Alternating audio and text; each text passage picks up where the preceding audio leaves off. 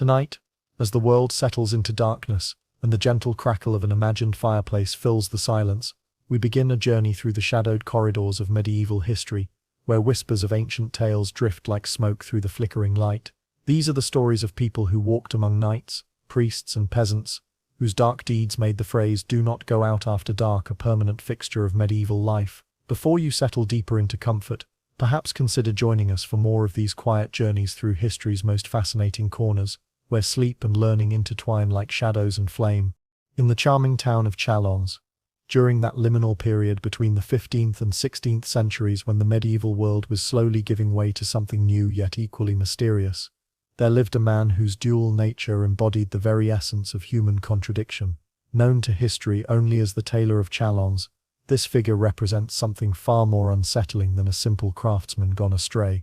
He was a respected member of his community, a man who measured cloth by day and allegedly measured lives by night. Now, as you dim the lights and allow the soft hum of night to embrace you, let us ease into tonight's exploration together, beginning with those remarkable souls whose stories have echoed through centuries, not for their nobility or virtue, but for the darkness they carried within their hearts. The medieval workshop was a place of intimate trust, where mothers brought their children to be fitted for new garments, where apprentices learned their trade, and where the rhythms of daily life played out in the comfortable familiarity of needle and thread. Yet in this particular shop, beneath the ordinary sounds of commerce and craft, something altogether more sinister was taking root. The tailor, with his practiced smile and gentle manner, allegedly lured children into his domain under the most innocent of pretenses, offering them sweet treats, promising work, or simply suggesting they needed measuring for new clothes. What transpired within those walls challenges our modern understanding of evil, for this was not the desperate act of a starving man, or the brutal efficiency of a professional killer. This was something far more chilling, the methodical transformation of human flesh into sustenance, carried out with the same precision and care that marked his legitimate trade. The creation of meat pies, those staples of medieval cuisine, took on a horrifying new dimension, as human flesh was allegedly minced, seasoned, and baked into delicacies that were served not only to satisfy the tailor's own dark appetites, but also offered to unsuspecting guests who praised their unusual flavor. The discovery of this grotesque enterprise came, as these things often do, through the courage of a single child who managed to escape the tailor's clutches and raise the alarm. When the townspeople, armed with torches and righteous fury, stormed the premises, they found not the humble workshop they expected, but a charnel house disguised as a place of business. Blood-stained tools that served dual purposes, bones carefully cleaned and stored, preserved flesh hanging like cuts of beef, and enough evidence to make even the most hardened medieval priest fall to his knees in horror. The trial that followed was remarkably brief, for the tailor made no attempt to deny his crimes. In an age when elaborate defenses were common, when accusations of witchcraft or demonic possession provided convenient explanations for inexplicable acts, this man simply acknowledged his deeds with the same matter-of-fact demeanor he might have used to discuss the price of wool. His sentence, death by burning at the stake, was carried out with the full approval of a community that had discovered evil living quietly in their midst. Yet historians continue to debate the truth of the Tailor of Chalons, some arguing that his story represents not historical fact but moral panic, a cautionary tale designed to reinforce social boundaries and demonize those who lived on society's margins. Whether real or imagined, his legacy endures as a reminder of how thin the line could be in medieval times between the respectable tradesman and the unsupervised monster, between the trusted neighbor and the predator who wore a human face. Before his reputation darkened beyond redemption, Gilles de Rais was everything medieval France admired in a nobleman: wealthy, brave, and charismatic. He rode into battle alongside Joan of Arc herself, that mystical peasant girl who claimed divine guidance in her mission to crown the Dauphin and drive the English from French soil. Under Joan's banner, Gilles fought with distinction, his sword serving the cause of French liberation, his name spoken with respect in the halls of power. He was the golden boy of French nobility, a living embodiment of chivalric virtue. As we drift from the shadowed workshop of Chalons to the glittering courts of medieval France, we encounter a figure whose fall from grace was as spectacular as his rise to prominence. Gilles de Rais stands as one of history's most perplexing figures, a man who embodied both the highest ideals of medieval chivalry and its darkest perversions, whose name became synonymous with both heroism and horror. The execution of Joan of Arc in 1431 marked a turning point not only in French history, but in the psychological landscape of Gilles de Rais. The loss of his spiritual leader, the woman who had given meaning to his military service, left him adrift in a world that suddenly seemed empty of purpose. Retiring from military life meant abandoning the only context in which violence was not only acceptable but praiseworthy, and Gilles struggled to find new outlets for his restless energy and considerable resources. His turn to theatrical production seemed, at first, a harmless if expensive hobby. Gilles poured vast sums into elaborate stage productions, commissioning costumes of unprecedented luxury, hiring the finest actors, and creating spectacles that dazzled audiences across the region. Yet these productions served as more than mere entertainment. They became a kind of obsession, a way for Gilles to exercise the same control over life and death that he had wielded on the battlefield, albeit in a supposedly artistic context. The financing of these theatrical ventures required increasingly desperate measures. Family heirlooms, accumulated over generations, disappeared into the hands of moneylenders. Estates were mortgaged, then mortgaged again. The wealth that had seemed inexhaustible began to dwindle, yet Gilles could not stop himself from pursuing ever more elaborate and expensive productions. It was as if the theatre had become a drug, and he was slowly poisoning himself with his addiction to spectacle. The investigation that eventually brought Gilles to trial revealed chambers within his castles that defied imagination, hidden rooms equipped with instruments of torture, spaces designed for rituals that combined elements of theatre with something far more macabre.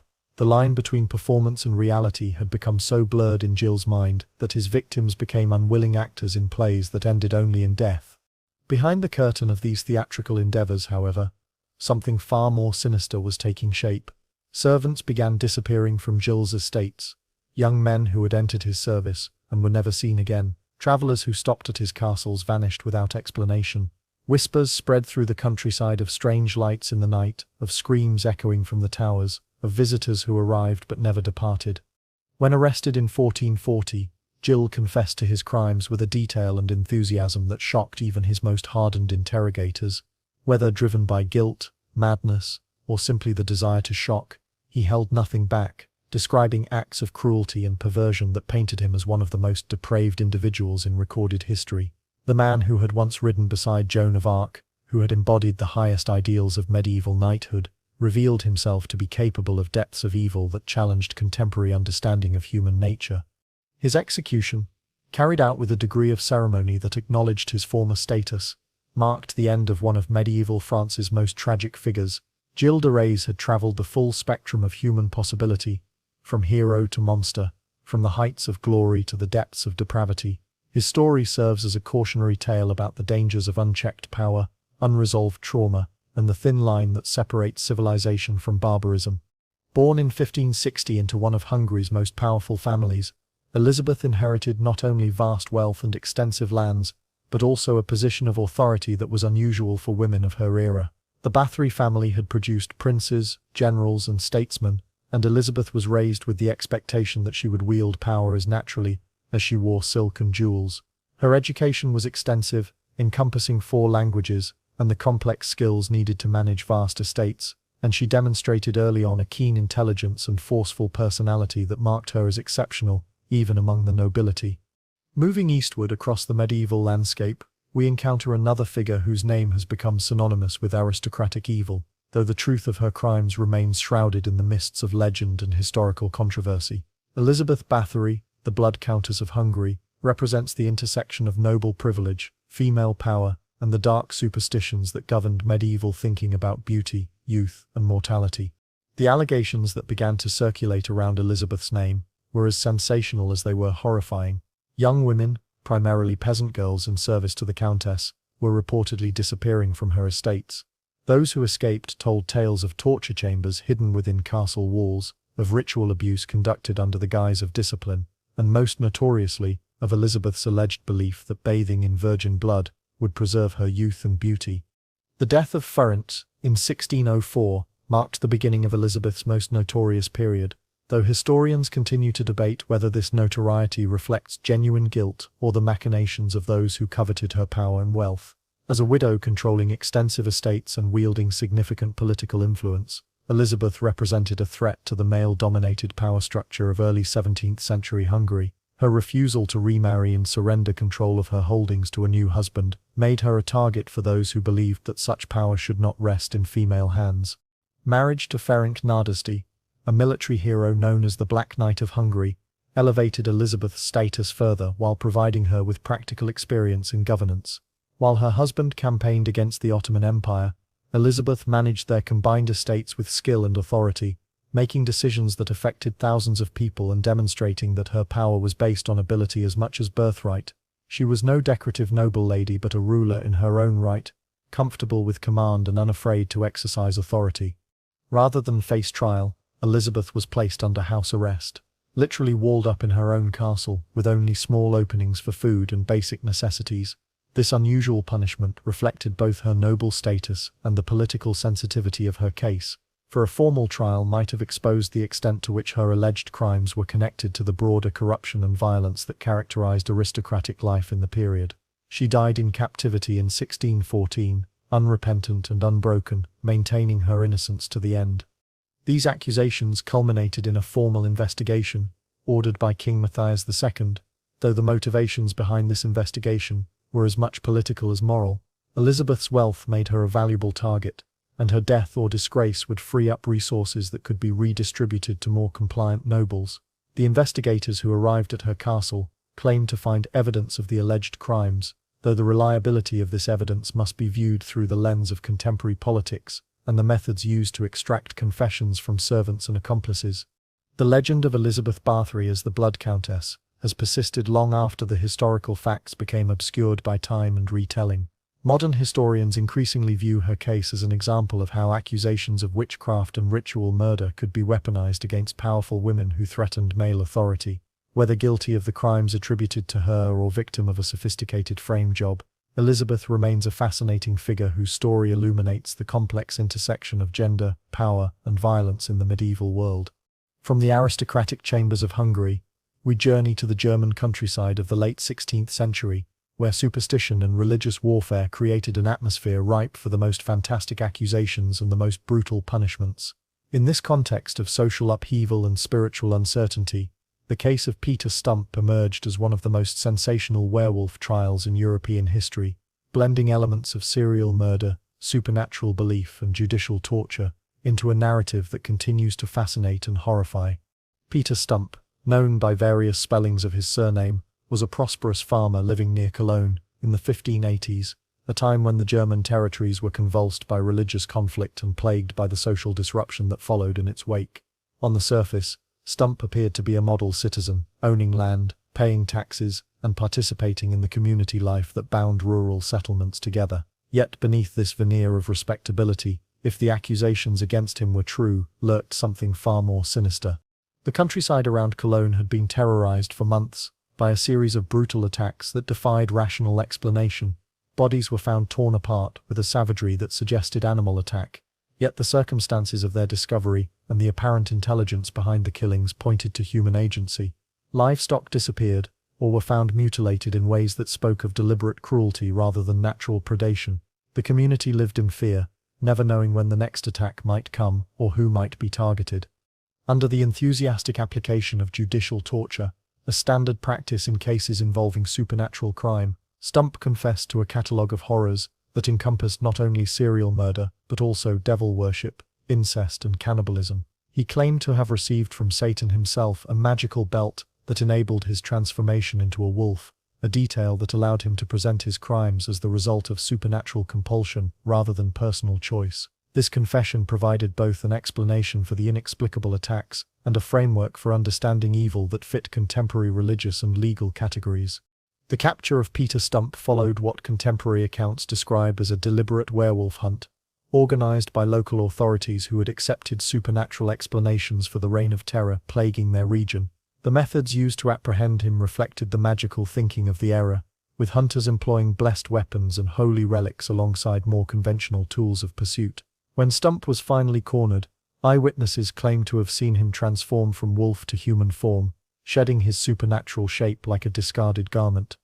The execution of Peter Stump was designed to serve as both punishment and public spectacle, a demonstration of civil authorities' power to combat supernatural evil. The sentence was elaborate in its cruelty, beginning with the systematic breaking of his bones with the blunt edge of an axe, followed by the removal of flesh with red-hot pincers, and culminating in decapitation and the burning of his corpse. This multi-stage execution reflected the belief that supernatural crimes required extraordinary punishments to cleanse the community of evil influence. Modern historians approach the case of Peter Stump with considerable skepticism, recognizing the extent to which confessions extracted under torture could be shaped by the expectations and fears of the interrogators. The werewolf accusations may have provided a convenient explanation for crimes committed by a very human serial killer, or they may have been fabricated entirely to satisfy community need for a scapegoat during a time of social and economic stress. The supernatural elements of Stump's confession fit too neatly with contemporary folklore and religious doctrine to be entirely credible. Yet regardless of the truth of the supernatural claims, the case of Peter Stump illuminates the intersection of criminal behavior, community fear, and magical thinking that characterized much of late medieval and early modern European society. In an age when the boundaries between natural and supernatural were poorly defined, when religious warfare had shattered traditional certainties, and when judicial torture was considered a reliable method for discovering truth, the line between justice and persecution was often indistinguishable. Continuing our journey through the darker corners of medieval crime, we encounter one of the most notorious families in Scottish folklore, whose alleged crimes have inspired centuries of horror stories, while raising fundamental questions about the reliability of historical evidence. The tale of Sawney Bean and his cannibalistic clan represents either one of history's most shocking examples of serial murder on a family scale, or one of its most successful pieces of propaganda designed to demonize the Scottish people in English eyes. The family's method of survival was elegantly simple and utterly horrifying. They ambushed travelers on the coastal roads, dragging their victims back to the cave where they were butchered like livestock. The flesh was salted and preserved for future consumption, while the bones were cast into the sea through underwater passages that connected the cave to the ocean. This systematic approach to murder and consumption allowed the family to maintain themselves for decades without arousing suspicion, as their victims simply vanished without trace. According to legend, Alexander Sawney Bean lived during the reign of James VI of Scotland in the late 16th century, though the historical evidence for his existence is remarkably thin. The story places him and his wife in a sea cave on the coast of Galloway, a location chosen for its isolation and defensibility. The cave, accessible only at low tide and extending deep into the coastal cliffs, provided the perfect hiding place for a family that had abandoned all connection to civilized society. The Bean family tree, as described in the legend, resembled something from a nightmare of genetic isolation. Over the course of 25 years, Sawney and his wife allegedly produced 8 sons, 6 daughters, 18 grandsons, and 14 granddaughters, all living together in their coastal cave and all participating in the family business of robbery, murder, and cannibalism. The practice of incest within the family was presented as both cause and consequence of their isolation from normal human society, creating a closed world where ordinary moral boundaries had been completely abandoned. The royal intervention that followed was swift and decisive. King James VI himself allegedly led a force of 400 men and a pack of bloodhounds to hunt down the cannibal family. The search of the cave revealed a charnel house that defied imagination, with body parts hanging like cuts of meat in a butcher shop, barrels of salted human flesh, and piles of personal belongings taken from victims over the years. The evidence was so overwhelming that no trial was deemed necessary. The execution of the Bean family was conducted with a brutality that matched their alleged crimes. The men were dismembered while still alive, their hands and feet severed before they were allowed to bleed to death. The women and children were forced to watch this spectacle before being burned alive. The savage nature of these punishments reflected both the horror of the alleged crimes and the belief that such extreme evil required extraordinary measures to purge from the world. The discovery of the Bean clan's activities, according to the legend, came about through a combination of increased vigilance and pure chance. Hundreds of people had disappeared along the Galloway coast, leading to wrongful executions of innocent individuals suspected of the crimes. The breakthrough came when a married couple was attacked, and though the wife was killed and partially devoured before her husband's eyes, he managed to escape and raise the alarm. From the caves of Scotland, we turn to the misty forests and windswept heaths of medieval Europe, where the boundaries between reality and folklore became dangerously blurred. The phenomenon known as Harlequin's hunt, or the wild hunt, represents a unique form of serial killing that may have been entirely supernatural, entirely human, or some disturbing combination of both. In the medieval imagination, this spectral cavalcade served as both explanation for unexplained deaths and cover for very real criminal activity. Yet the persistence of the Sawney Bean legend speaks to something deeper than mere propaganda. The story taps into primal fears about the breakdown of civilization, the thin line between human and animal behavior, and the potential for evil that exists within family structures. Whether based on historical fact or created from whole cloth, the legend of the cannibal clan continues to fascinate and horrify, serving as a reminder of humanity's capacity for both creative storytelling and genuine darkness. Modern historians approach the Sawney Bean legend with considerable skepticism, noting that the earliest printed accounts of the family date from centuries after their supposed existence, and that no contemporary records document their crimes or punishment. The story bears all the hallmarks of anti-Scottish propaganda, depicting the Scottish people as savage and uncivilized in contrast to their English neighbours. The timing of the legend's emergence, during periods of English-Scottish conflict, suggests political rather than historical motivations. The hunt was said to appear most frequently during the 12 days of Christmas or other liminal periods, when the boundary between the living and dead world grew thin. Those who encountered the procession faced a terrible choice: join the hunt and lose their humanity forever, or resist and face destruction. The folklore consistently warned that anyone abroad after dark during the hunt's passage risked being swept up in its supernatural wake, never to return to the mortal world. The wild hunt manifested differently across European cultures, but certain elements remained consistent.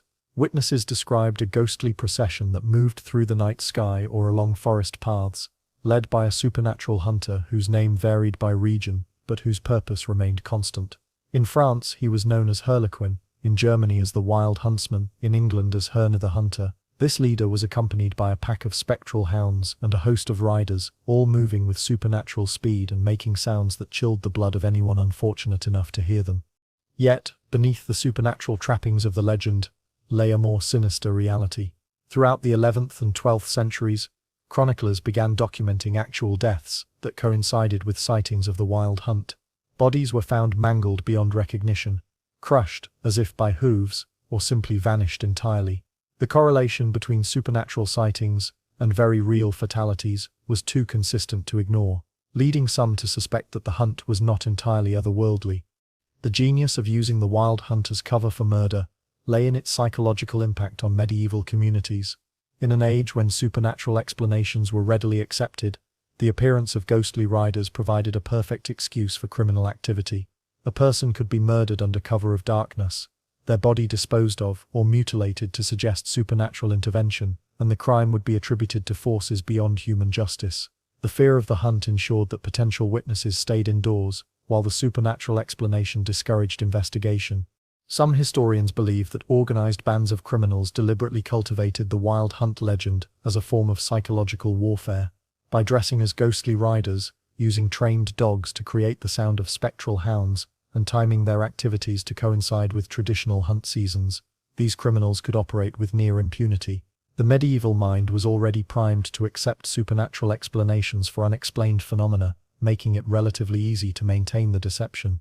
The persistence of wild hunt sightings throughout the medieval period suggests that the phenomenon served multiple social functions. For legitimate authorities, the hunt provided a convenient explanation for unsolved murders and disappearances, allowing them to close cases without conducting difficult investigations.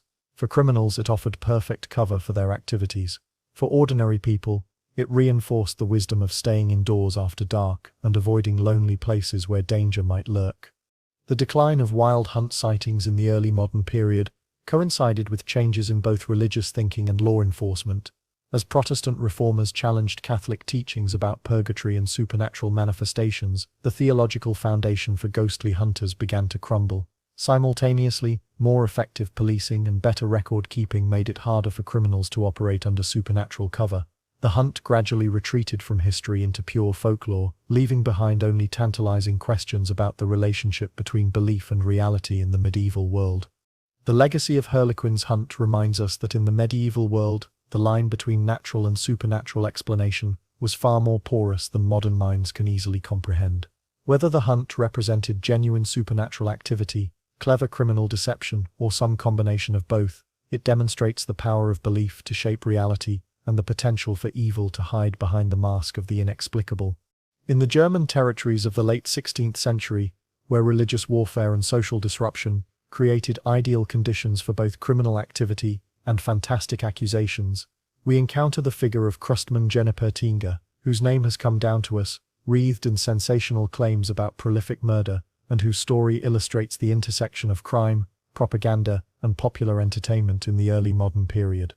The pamphlets that preserve Crustman's story were the tabloid journalism of their day, cheaply printed broadsides designed to thrill and horrify readers with tales of spectacular crime and divine justice. These publications served multiple functions. They provided entertainment for a largely illiterate population through public readings, they reinforced moral and religious teachings through cautionary tales, and they satisfied the public appetite for sensational news in an age when information traveled slowly and was often distorted in transmission. According to these pamphlets, Crustman Jeniper-Tinga operated from a cave in the German forest, establishing what amounted to a one-man reign of terror that lasted 15 years and claimed 964 lives. The specificity of this number suggests either remarkably detailed record-keeping on the part of a serial killer, or the kind of exaggeration that makes for compelling reading. The cave served as both headquarters and charnel house, a place where Crustman could store his victims' remains, and the wealth he accumulated through robbery. The pamphlets describe Crustman's method as a combination of highway robbery and ritual murder, suggesting that his crimes were motivated by both practical greed and deeper psychological compulsions. Travelers who ventured into his territory were ambushed, robbed, and killed, their bodies then subjected to various forms of mutilation and desecration. The accounts emphasize the ritualistic aspects of these murders, implying that Crustman derived psychological satisfaction from the process of killing, rather than simply viewing it as a necessary means to an end. The elaborate execution described in the pamphlets reflects the early modern belief that extraordinary crimes required extraordinary punishments. The breaking on the wheel, the tearing of flesh with red-hot pincers, and the final decapitation and burning were designed not only to cause maximum suffering, but also to serve as a public spectacle that would deter others from similar crimes. The ritualistic nature of the execution mirrored the ritualistic elements attributed to Crustman's murders, creating a symmetry between crime and punishment that satisfied contemporary notions of justice. The female companion mentioned in the accounts adds another layer of complexity to Crustman's story. Described as having been kidnapped and converted to his evil ways, she represents the medieval fascination with the corruption of innocence and the power of evil to transform its victims into accomplices. Whether this woman was a willing participant in Crustman's crimes, a victim of psychological manipulation, or simply a fictional element designed to add moral complexity to the tale, remains unclear from the surviving accounts. One of the most sensational aspects of Crustman's alleged crimes was his practice of cannibalism, specifically his transformation of human flesh into meat pies that he consumed himself or served to unsuspecting guests.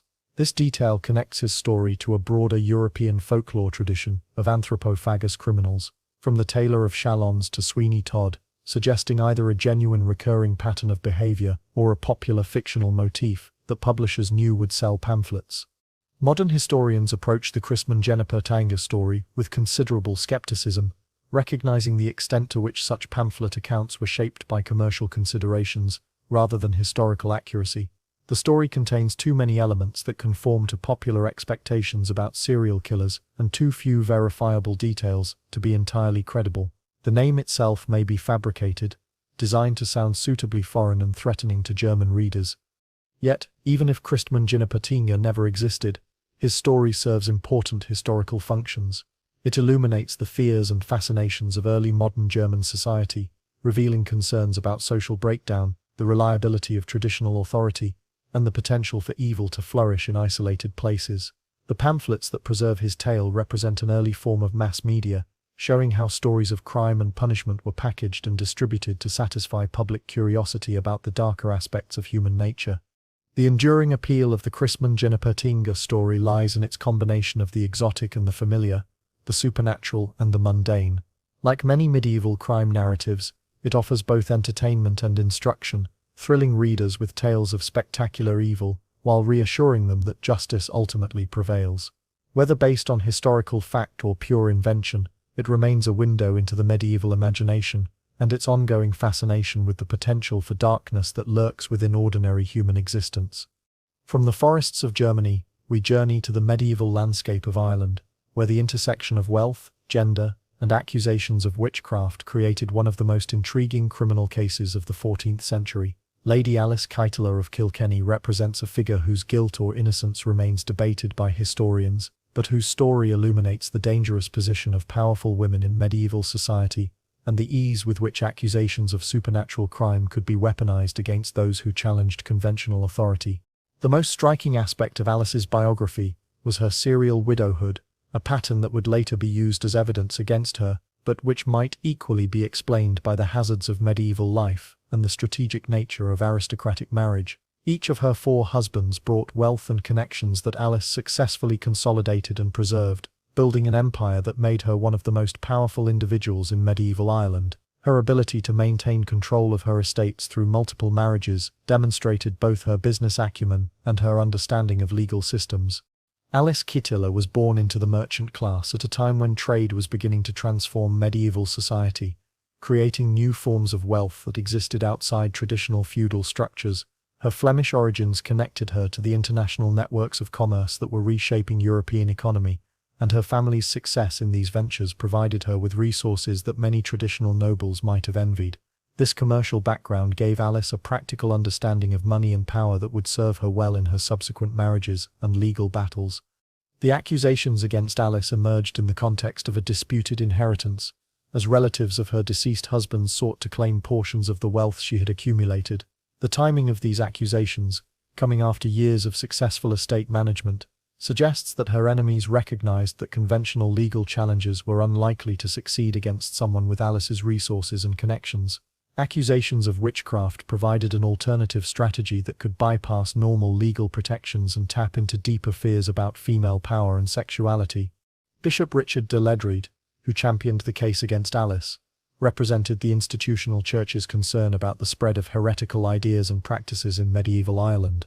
His accusations combined elements of traditional witchcraft beliefs with more sophisticated theological concerns about devil worship and the corruption of Christian sacraments. The specificity of his charges, including Alice's alleged relationship with a demon named Robin Artisan, suggests either genuine belief in the supernatural elements of the case or sophisticated understanding of how such accusations could be made to stick.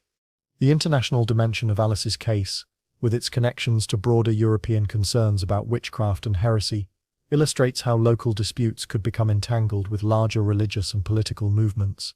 The techniques used to investigate her alleged crimes, including the torture of servants and the search for physical evidence of supernatural activity, would become standard elements of witchcraft prosecutions throughout the following centuries. Alice's case served as a precedent that would influence how similar accusations were handled in the future.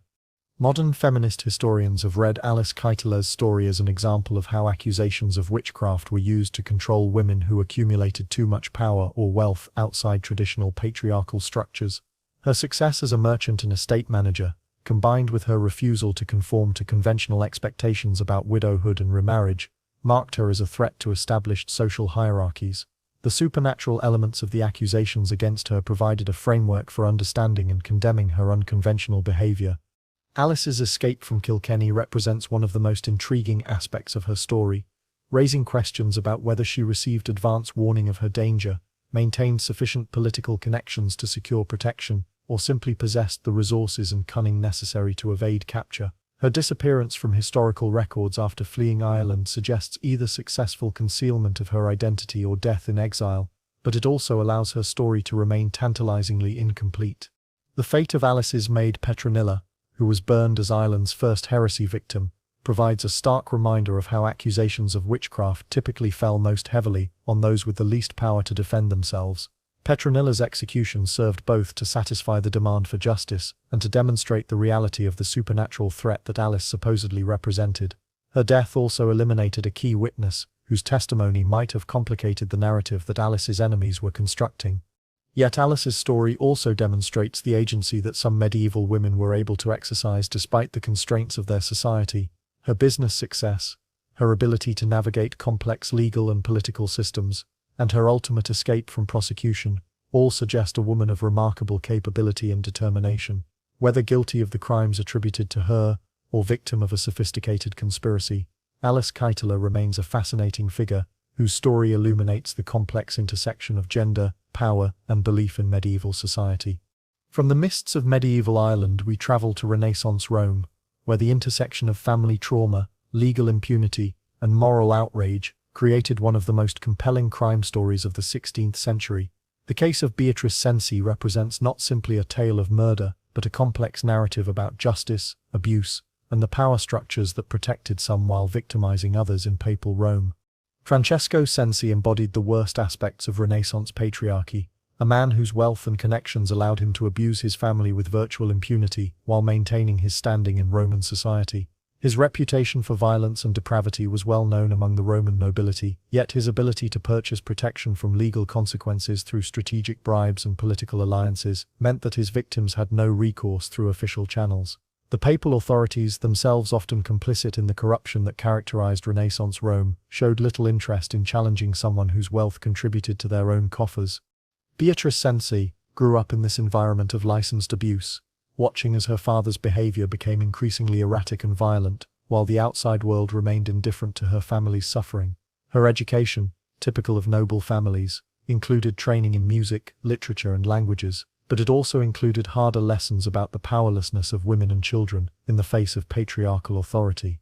The isolation imposed by her father, who kept the family sequestered in remote castles, prevented outside intervention and allowed Francesco's behavior to escalate without constraint. The murder of Francesco Cenci in 1598 was planned and executed with a precision that suggests considerable desperation on the part of his family members.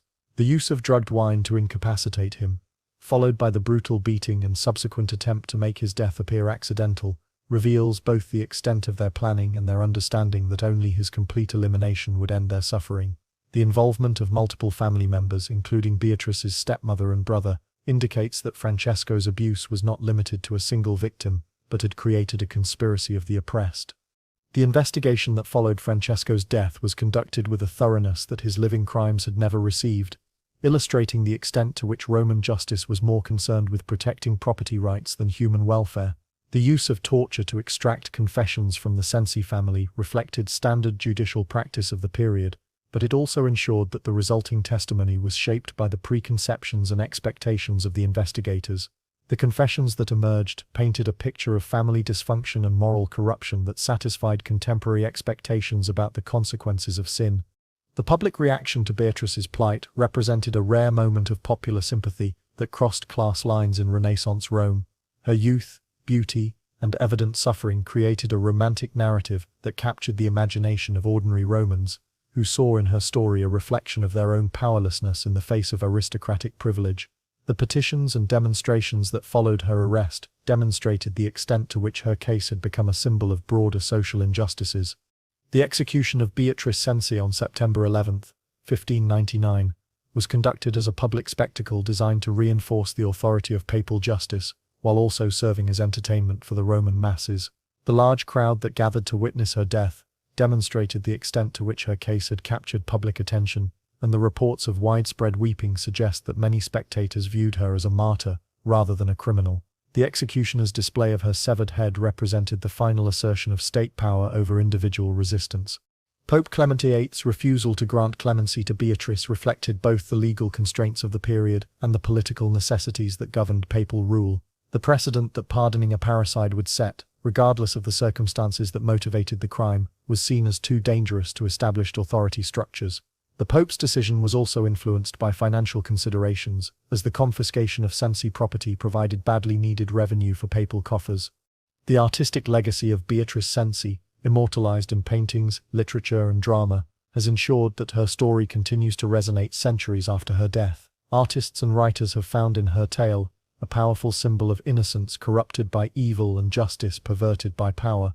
The romantic elements of her story, combined with its tragic conclusion, have made it a favorite subject for those exploring themes of family dysfunction, social injustice, and individual resistance to tyranny. Modern feminist scholarship has read Beatrice's story as an early example of domestic violence and the failure of legal systems to protect victims of family abuse.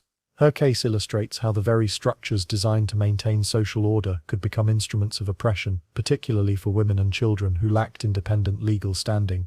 The sympathy that her story continues to evoke reflects ongoing concerns about the balance between justice and mercy in cases involving domestic violence. The enduring fascination with Beatrice Cenci lies in the moral complexity of her situation, where the clear distinction between victim and perpetrator becomes blurred by circumstances and necessity. Her story forces us to confront uncomfortable questions about the nature of justice, the limits of legal authority, and the circumstances under which violence might be justified as a response to systemic oppression. Whether viewed as a cold-blooded murderer or a desperate victim, Beatrice remains a compelling figure whose story illuminates the dark corners of Renaissance society. The social context that gave rise to this phenomenon was the intersection of arranged marriage, limited divorce options, and female economic dependency that characterized aristocratic life in Counter-Reformation Italy. Women trapped in abusive marriages had few legal remedies available to them, while the Church's emphasis on the sanctity of marriage made dissolution nearly impossible even in cases of extreme cruelty. This legal and social framework created a market for alternatives that existed outside official channels, alternatives that desperate women were willing to pay handsomely to obtain. As we delve deeper into the shadowed world of Renaissance crime, we encounter not individual monsters but organized networks of women who transformed murder into a business enterprise. The poisoners of Italy, operating primarily in Rome and Naples during the 17th century, represent a unique phenomenon in the history of serial killing, the systematic commercialization of domestic murder through the careful application of chemical knowledge and feminine social networks. Giulia Tofana, the most famous of these entrepreneurs of death, represents the intersection of traditional female roles and revolutionary business innovation. Her background as a widow gave her the independence necessary to operate outside male supervision, while her knowledge of herbs and medicines, typical of women's traditional roles as healers and household managers, provided the technical expertise necessary for her profession. Her ability to organize other women into a distribution network demonstrated sophisticated understanding of both business principles and female social structures. The product that made this network possible was aqua tofana, a colorless and tasteless poison that could be easily disguised as cosmetic or religious materials. The genius of this formulation lay not only in its lethality, but in its ability to mimic natural illness, allowing users to avoid suspicion while achieving their goals. The slow-acting nature of the poison meant that victims appeared to succumb to wasting diseases that were common in the period, making detection nearly impossible with contemporary medical knowledge. The marketing and distribution of aqua tofana revealed sophisticated understanding of consumer psychology and risk management. By packaging the poison as facial lotion or holy water, the network provided both practical concealment and psychological comfort to customers who might have hesitated to purchase something explicitly labeled as poison. The religious packaging also offered a form of moral justification, suggesting that the elimination of cruel husbands was sanctioned by divine authority. The customer base for this network extended across class lines, from aristocratic women trapped in diplomatic marriages, to middle-class wives suffering domestic abuse, to servants seeking revenge against cruel masters. This broad appeal demonstrated that the problems addressed by the poison network were not limited to any single social group, but reflected systemic issues in the organization of family life and gender relations. The willingness of women to risk execution for access to these products indicates the desperation that characterized many female experiences of marriage in the period. The eventual exposure and prosecution of the poison network reflected both improved investigative techniques and changing political priorities in Papal Rome. The scale of the operation, with estimates of victims ranging from hundreds to thousands, had become too large to ignore, while the involvement of prominent families created political pressure for official action. The use of torture to extract confessions and identify network members followed established judicial practices, but also ensured that the full extent of the operation would never be completely understood. The executions that followed the network's exposure were designed to serve as both punishment and deterrent, demonstrating the fate that awaited those who challenged established social order through extra-legal means. The public nature of these executions, combined with their elaborate cruelty, was intended to reinforce the message that domestic problems should be resolved through official channels rather than private violence. Yet the persistence of similar networks in other parts of Europe suggests that the underlying social problems that created the market for poison remained unresolved. The involvement of religious women in the poison network reveals the complex relationship between formal religious authority and practical female agency in Counter-Reformation Italy. Nuns and other religious women possessed the chemical knowledge, social connections, and moral authority necessary to participate in the network, while maintaining plausible deniability about their activities. Their participation also provided a form of religious justification for what might otherwise be seen as simple murder. The legacy of the Italian poison networks extends beyond their immediate historical context to illuminate broader questions about female agency, social justice, and the relationship between law and morality. These women created an alternative system of justice that operated outside official channels, providing solutions to problems that legal and religious authorities were unwilling or unable to address. Their methods were undoubtedly criminal, but their motivations reflected genuine grievances against a system that offered women few alternatives to endure abuse. Modern feminist scholars have found in these networks early examples of female solidarity and resistance to patriarchal oppression, while criminologists have noted their sophisticated organizational structure and business model. The poison networks represent a unique form of serial killing that was both highly organized and deeply embedded in social relationships, challenging conventional assumptions about the individual and pathological nature of repetitive murder. Whether viewed as criminal enterprises or proto-feminist organizations, they remain fascinating examples of how women adapted to constrained circumstances through collective action. From the organized networks of Renaissance Italy, we turn to the ecclesiastical corridors of medieval Germany, where religious authority and temporal power intersected in ways that could produce both saints and monsters. Bishop Hatto of Mainz represents a figure whose historical reality has become so intertwined with legendary accounts of his crimes that separating fact from propaganda remains a challenge for modern historians, yet whose story serves as a powerful example of how religious authority could be corrupted by political ambition. The historical Hatto was a powerful ecclesiastical figure who served as Archbishop of Mainz during the late 9th and early 10th centuries, a period when the Carolingian Empire was fragmenting and local strongmen were consolidating power through whatever means necessary. His position gave him authority over vast territories and enormous resources, making him one of the most influential figures in the German territories. The church in this period was deeply involved in secular politics, with bishops and abbots functioning as much as territorial lords as spiritual leaders. The legendary accounts of Hatto's crimes focus on his response to a famine that struck his territories, an event that would have tested any ruler's ability to maintain order and provide for his subjects. According to these accounts, when desperate peasants came to him seeking relief, Hatto lured them into a barn under the pretense of distributing food, then ordered the building set ablaze with the people trapped inside. His alleged justification for this mass murder was that the poor were nothing more than rats consuming resources needed by their betters. The moral framework of this story relies on the medieval belief in divine justice and the inevitability of punishment for great sins.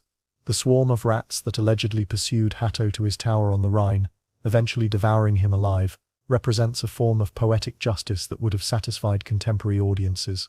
The transformation of his victims into the agents of his destruction creates a symmetry that suggests divine intervention in human affairs, reinforcing religious teachings about the consequences of sin.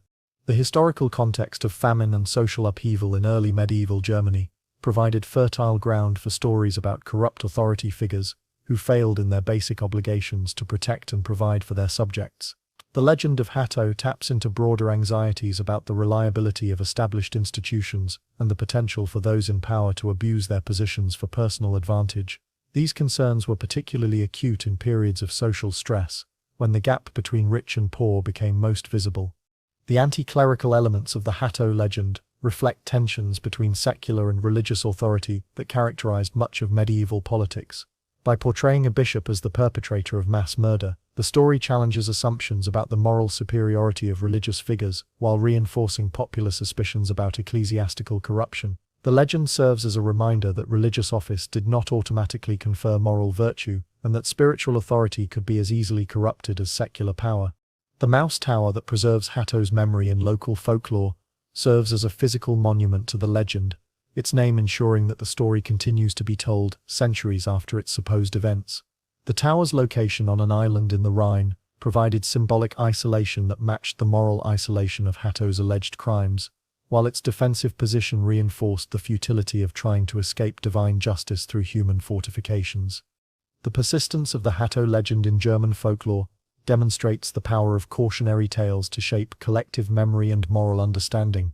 The story functions as both entertainment and instruction, providing audiences with a thrilling narrative, while reinforcing important lessons about justice, authority, and the consequences of abusing power.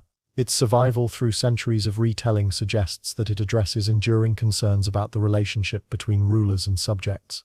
Modern historians approach the Hatto legend with skepticism, recognizing the extent to which it conforms to familiar patterns of medieval folklore rather than historical documentation. The story contains too many supernatural elements and moral coincidences to be entirely credible as historical fact, while its earliest written versions date from centuries after Hatto's supposed lifetime. Yet the legend may preserve genuine memories of social conflict and ecclesiastical corruption, even if the specific details have been embellished or fabricated.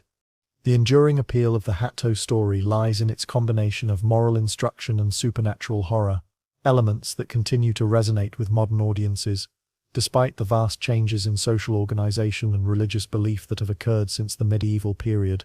The image of divine justice pursuing a corrupt authority figure to his supposedly secure refuge speaks to universal concerns about accountability and the ultimate consequences of evil actions. Within the cloistered walls of medieval convents, where women were supposed to find refuge from worldly temptations and dedicate their lives to spiritual contemplation, we occasionally encounter figures whose stories challenge all assumptions about religious life and female sexuality. Sister Benedetta Carlini represents one of the most complex and disturbing cases in the history of female monasticism, a woman whose claims to mystical experience masked behavior that modern observers would recognize as predatory manipulation disguised as religious ecstasy. The convent of Pescia, in 17th-century Tuscany, was typical of female religious houses in Counter-Reformation Italy, designed to provide both spiritual purpose and social protection for women who could not or would not marry. The Theatine order that governed the convent emphasized mystical experience and direct communion with the divine, creating an environment where visions, prophecies, and supernatural manifestations were not only accepted but encouraged as signs of particular holiness. Whether based on historical fact or pure invention, the legend of Bishop Hatto illuminates important aspects of medieval political and religious culture, revealing both the potential for corruption that existed within established institutions and the popular belief in divine justice that served as a check on that corruption. The story reminds us that even in an age when religious authority was largely unquestioned, there remained a strong popular sense that power must be exercised responsibly or face ultimate consequences. Benedetta's rise within the convent hierarchy was facilitated by her apparent spiritual gifts, which initially impressed both her fellow nuns and the ecclesiastical authorities who supervised religious life in the region. Her visions of Jesus, complete with stigmata and other miraculous manifestations, positioned her as a living saint whose presence brought prestige to the convent and attracted donations from wealthy patrons. The medieval and early modern periods were rich with examples of female mystics whose spiritual experiences validated their authority within religious communities. The phenomenon of possession that characterized Benedetta's most dramatic religious experiences reflected contemporary beliefs about the porous boundary between divine and demonic influence in mystical states. Her claims that Jesus himself took control of her body during spiritual ecstasies provided both explanation for her unusual behavior and justification for actions that might otherwise be considered inappropriate. The theological framework of possession allowed for the suspension of normal moral categories, creating space for behavior that would be condemned in ordinary circumstances. The relationship between Benedetta and her cellmate, Sister Bartolomea, reveals the complex intersection of spiritual authority, sexual desire, and psychological manipulation that characterized the most troubling aspects of Benedetta's story. Bartolomea's later testimony described activities that began as spiritual direction but evolved into something far more physical and coercive, with Benedetta using her claims to divine possession as justification for increasingly inappropriate demands. The investigation that eventually brought Benedetta's behavior to light reflected the growing skepticism about mystical claims that characterized Counter-Reformation Catholicism. The church hierarchy, burned by previous scandals involving false mystics, and concerned about Protestant accusations of Catholic superstition, had become more rigorous in testing claims to supernatural experience. The detailed questioning of witnesses and the careful documentation of evidence in Benedetta's case demonstrate the sophisticated investigative techniques that had evolved to deal with such matters. The mysterious deaths that occurred within Benedetta's convent during her period of authority add a more sinister dimension to her story, suggesting that her manipulation may have extended beyond sexual exploitation to more deadly forms of control. While she was never formally charged with murder, the timing and circumstances of these deaths raised questions about whether her influence over the community had become literally lethal for those who might have threatened her position. The ecclesiastical response to Benedetta's case reflected the delicate balance between maintaining religious authority and addressing clear evidence of abuse within religious communities. Her lifetime imprisonment within the convent avoided the scandal of a public trial while ensuring that she could no longer harm others, but it also meant that the full extent of her activities would never be completely revealed. The Church's preference for internal discipline over public accountability would characterize its response to clerical abuse for centuries to come. The documentation of Benedetta's case, preserved in ecclesiastical archives and rediscovered by modern historians, provides unique insight into female sexuality and power within religious communities. Her story challenges romantic notions about convent life, while illuminating the potential for abuse that existed within supposedly sacred spaces. The detailed records also reveal the sophisticated psychological techniques that could be employed by those who understood how to manipulate religious beliefs and institutional structures. Modern scholars have approached Benedetta's story from multiple perspectives, with some seeing her as a victim of religious repression, and others recognizing her as a predator who exploited her position of authority. The complexity of her case resists simple categorization, combining elements of genuine mystical experience with clear evidence of manipulation and abuse. Her story forces us to confront uncomfortable questions about the relationship between religious authority and sexual exploitation. The enduring fascination with Benedetta Carlini lies in her embodiment of contradictions that continue to challenge contemporary understanding of religion, sexuality, and power. Her case demonstrates how claims to divine authority could be weaponized for personal gratification, while also revealing the vulnerability of those who found themselves under the influence of charismatic religious figures. Whether viewed as mystic or monster, Benedetta remains a compelling example of how spiritual authority could be corrupted by human desires and institutional failures. From the intimate corruptions of convent life, we turn to the grand stage of medieval politics, where religious authority wielded temporal power on a scale that could affect entire kingdoms. Cardinal Robert of Geneva, who would later become the anti-Pope Clement VII, represents the intersection of ecclesiastical ambition and military brutality that characterized the medieval church at its most worldly and ruthless. The massacre at Cesena, in 1377, occurred during one of the most chaotic periods in medieval Italian politics, when the Papal States were struggling to maintain control over territories that were constantly changing hands between competing factions.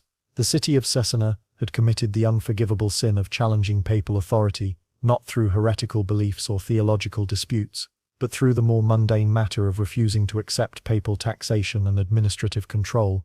Cardinal Robert's appointment to lead the military expedition against Cesena reflected the Church's recognition that spiritual authority alone was insufficient to maintain temporal power in the fractured political landscape of 14th-century Italy. The cardinal came to his task with impeccable credentials as both churchman and warrior, having served in various ecclesiastical positions while also gaining experience in the military campaigns that were necessary to defend church interests. The decision to massacre the population of Cesena, after the city had already surrendered, under terms of amnesty, represents a calculated act of terrorism, designed to discourage resistance in other papal territories. The violation of the surrender agreement sent a clear message that challenging papal authority would result not in negotiated settlement, but in complete destruction, regardless of any promises made to secure capitulation.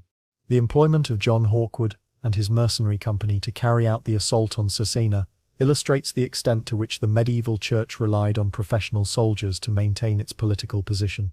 Hawkwood, an English adventurer who had made his fortune selling military services to the highest bidder, brought to the task a ruthless efficiency that reflected his understanding that reputation for brutality was as important as tactical skill in maintaining a successful mercenary career.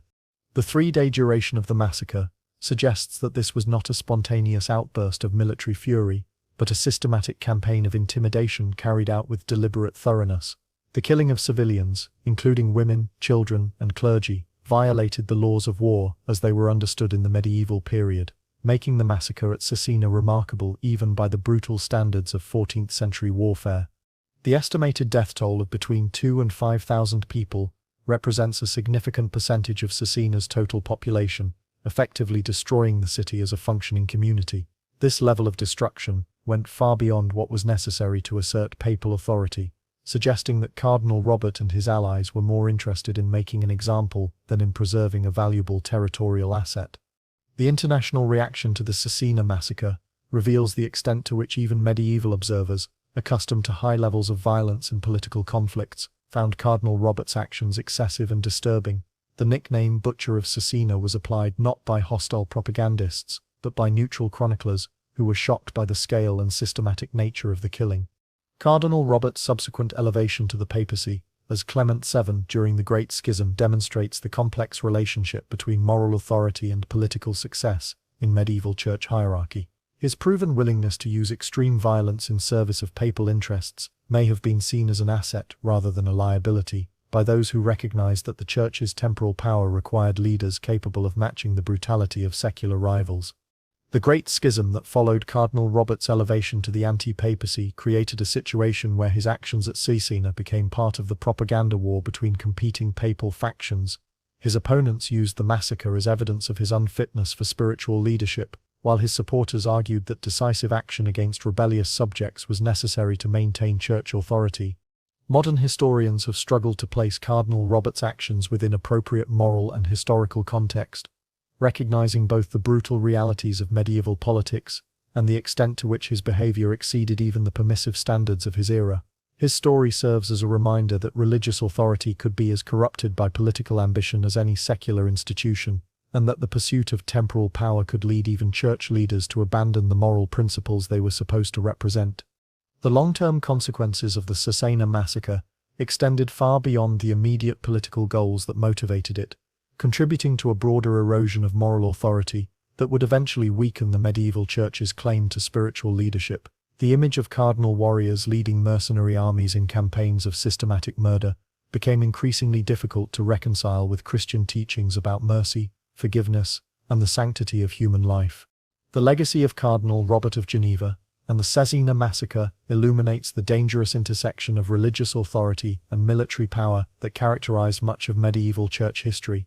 His willingness to employ systematic violence in service of institutional goals represents an extreme example of how spiritual institutions could become indistinguishable from the secular powers they claim to transcend.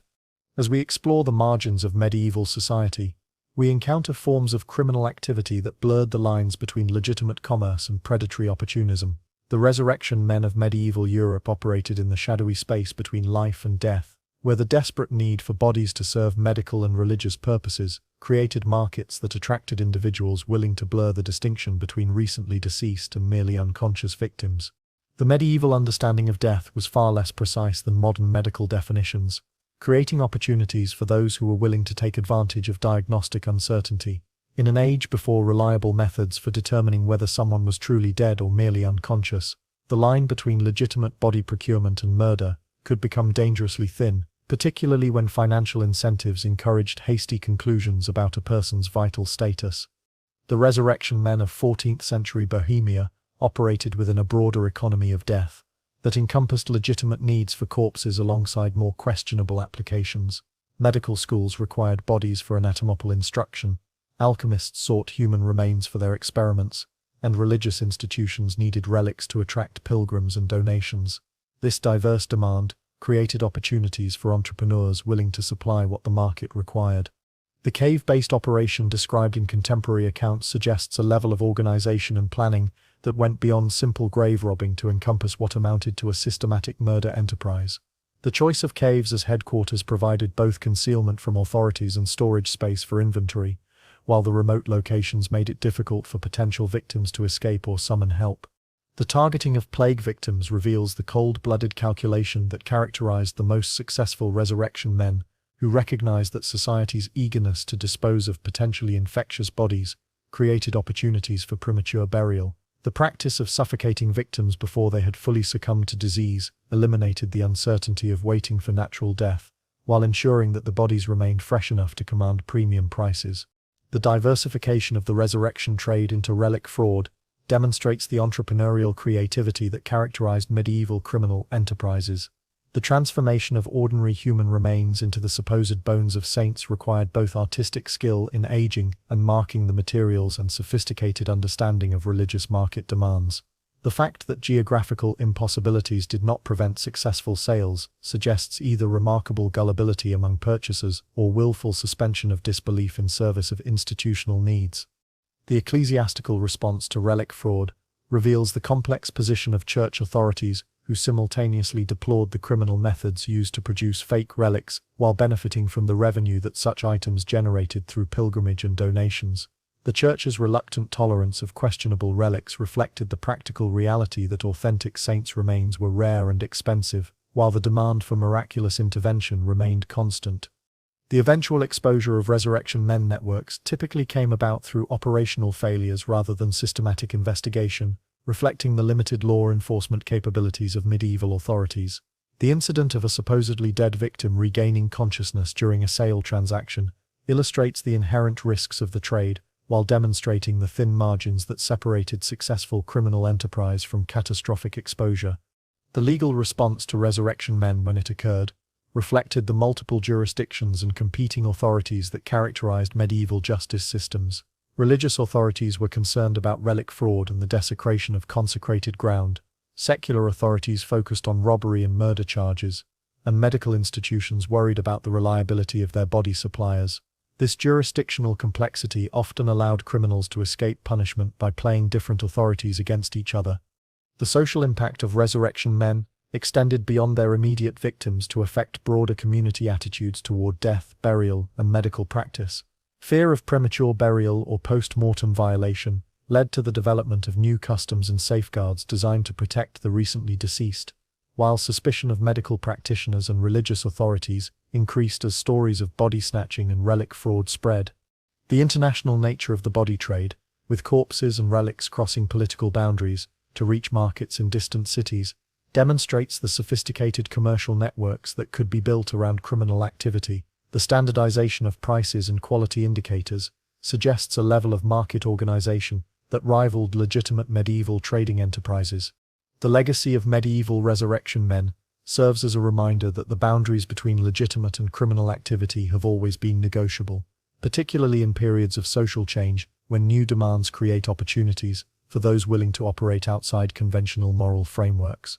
Their stories illuminate the dark side of medieval commerce, while demonstrating the eternal human capacity for finding profit in others' misfortune. Beyond the documented cases of medieval serial killers whose names and crimes have survived in historical records, there exists a shadowy realm of unknown predators whose activities left traces in contemporary chronicles, but whose identities remain forever lost to time. These phantom killers operated in the gaps of medieval record-keeping, their crimes attributed to supernatural forces or dismissed as the work of wild animals, their true nature discovered only when modern historians read between the lines of ancient texts. Modern historians have found in the resurrection men an early example of how scientific and religious progress could create unintended incentives for criminal behavior, while also illustrating the resourcefulness of medieval criminals in identifying and exploiting market opportunities. Their activities highlight the tension between social needs and moral constraints that continues to characterize debates about medical ethics and religious authenticity. The confession extracted from the Polygyny werewolves, under judicial torture, provides insight into how medieval authorities constructed narratives of supernatural crime to explain phenomena that challenged conventional understanding. The detailed descriptions of transformation rituals, demonic pacts, and cannibalistic practices served both to satisfy popular expectations about werewolf behavior and to provide a framework for understanding seemingly inexplicable violence. The werewolf panic that swept through Polygyny France in 1521 illustrates how supernatural explanations could both obscure and reveal the presence of serial killers in medieval communities. The discovery of bodies torn apart with systematic brutality suggested animal attack to contemporary observers, but the intelligence behind the killings and the ritualistic elements of their arrangement pointed toward human agency. The three men eventually arrested and executed for werewolf activity may have been guilty of the crimes attributed to them, or they may have been convenient scapegoats for a community desperate to assign blame for inexplicable horror. The crossroads killer of Eastern Europe represents a different type of unknown predator, one whose activities followed patterns that suggest both geographical knowledge and symbolic understanding of medieval beliefs about supernatural activity. The consistent dumping of mutilated bodies at crossroads, traditionally considered places where the boundary between natural and supernatural worlds was thin, indicates either genuine supernatural activity or clever exploitation of popular beliefs by a very human killer. The monastery murders of Devon in 1304 present a particularly intriguing case of clerical serial killing that may have been covered up by ecclesiastical authorities, more concerned with institutional reputation than justice. The disappearance of 4 monks during a single winter, in a community that should have provided maximum security and mutual surveillance, suggests either outside predation or the presence of a killer within the religious community itself. The merchant route, locations chosen by the Crossroads Killer, demonstrates sophisticated understanding of medieval travel patterns and the vulnerability of travelers in remote areas. The targeting of merchants suggests that robbery may have been a secondary motive, but the ritualistic mutilation of victims indicates that the killer derived satisfaction from the process of murder itself, rather than viewing it simply as a means to financial gain. The survival of a fifth monk, who was found naked and raving about the one in the red hood, provides a tantalizing clue that has never been satisfactorily explained by historians. The specific detail of the red hood suggests either genuine traumatic memory or the influence of popular folklore about demonic visitation, while the monk's survival indicates that the killer either made a mistake or deliberately chose to leave a witness whose credibility would be questioned due to his apparent madness.